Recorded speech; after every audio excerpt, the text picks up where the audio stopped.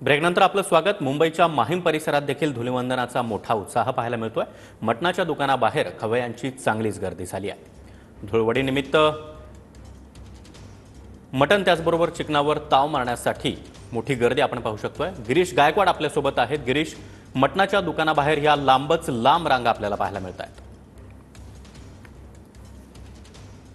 नक्कीच आपण पाहतोय, एक तर शुक्रवार आहे, त्यात रंगपंचमी आहे, त्यामुळे दुग्ध शर्करा योग सर्व खवय्यांसाठी तयार झाल्याचं बोललं जात आहे। आणि मटण खाणाऱ्यांसाठी, चिकन खाणाऱ्यांसाठी तर ही पर्वणी आजचा दिवस म्हणजे। आणि तेच आपण पाहतोय, सर्व मटण दुकानाबाहेर सध्या मोठ्या रांगा पाहायला मिळतात। आपण पाहतोय बघा किती मोठी रांग आहे। आपण या ठिकाणाहून जर मोजायला सुरुवात केली तर जवळपास 50 ते 60 लोक या ठिकाणी रांगेमध्ये उभे राहिलेले दिसतात।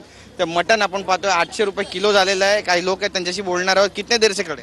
1.5 घंटे से। 1.5 तासापासून उभे? हो, सकाळपासून, म्हणजे आज खाण्याचा पूर्ण बेत आहे। डेफिनेटली हॅपी होली आहे ना। हॅपी होली आहे। तर आपण पाहतोय होळीच्या निमित्तानं या ठिकाणी खवय्यांनी आता मटण दुकानाबाहेर रांगा लावलेल्या आहेत। हे बघा, ही सगळी रांग पहा, या ठिकाणी महिला पण उभ्या आहेत। ताई, किती वेळापासून उभ्या आहे?